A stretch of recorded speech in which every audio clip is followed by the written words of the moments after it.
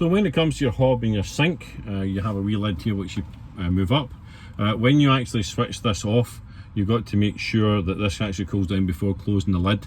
If you do close it down, it could actually crack the glass, and there is a wee symbol on this here telling you not to do it. So this cooker works very similar to the one at home. You turn the dial, press it down, the gas flows through, and you press the igniter. Just do that. Okay. Again with the wee one. That's at you.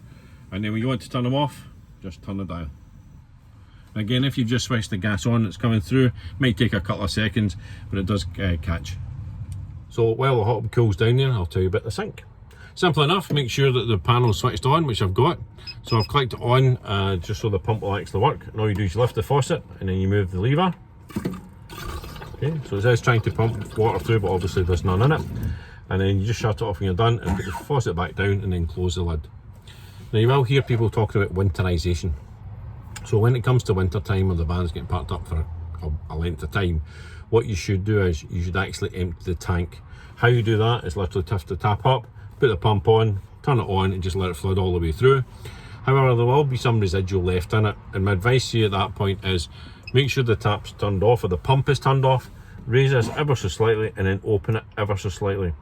What happens is when water freezes it expands. However, if it's got this wee outlet to get through, if it expands up the way now, it means it won't get caught in the pipe and expand and split through the pipes underneath. So that's just a wee bit of winterization.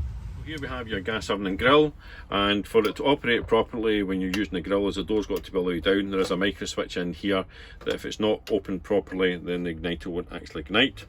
There's a wee shelf that comes out here. This is actually to protect the area above it when you're using the grill, and when you're not, just push it back in. There's a wee light switch here, which lets lights on inside the oven, and this is your igniter. Now this igniter again won't work unless the main power panel's on up in the corner, so make sure that's switched on before you try and do it. And then to turn it on, just push in and turn, press the igniter, that's your gas coming on there. And then if I do it the other way for the grill, there you go, you can see it coming on there. Now below the gas oven and grill is a cupboard, so you open up, we'll actually take a porta potty. However, what you do have is your isolation taps, and that's one's for the oven and grill and the other one's for your hob, so you can actually isolate it from the bottle. So what we have here is your fridge. Now making sure that the button's actually on at the wall, and then to open the door, you just lift the handle and it opens. Now inside here you can actually see the controls over there that are illuminating, and my advice to you would be that when you're actually going away somewhere is actually to put the power on the night before, ramp this down I should say to keep it as cold as possible, fill up with everything you're taking, and then the following morning when you unhook it, just actually put it down to the lowest setting possible and try not to enter the fridge as often as possible. There's also a freezer compartment which actually lifts out so you make it a bigger fridge, and then when you're finished with it, when you're parked up, again a wee touch of winterization.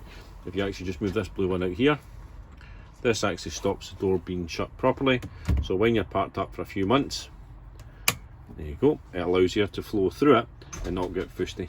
But you only do that, as I say, when it's actually parked up.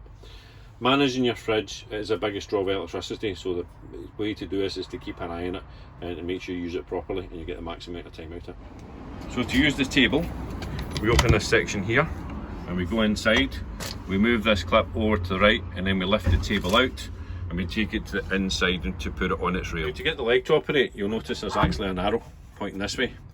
What happens is you've got to move this over to the right before lifting the leg.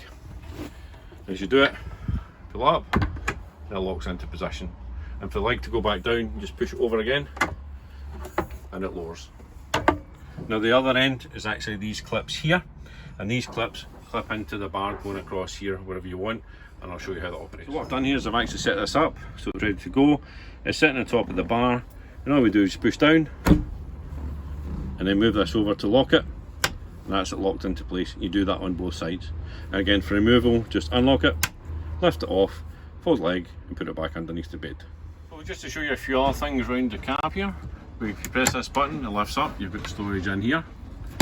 You lift this one up, we've got storage in here. You've got your storage in here, massive amount of storage in there. You've got your tambour door at the bottom, it slides up. You've got the access to underneath the bed here and here.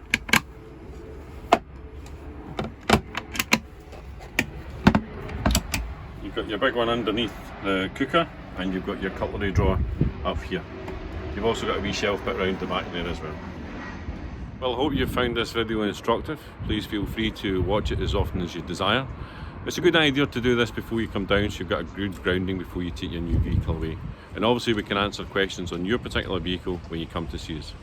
Thank you, and look forward to seeing you soon.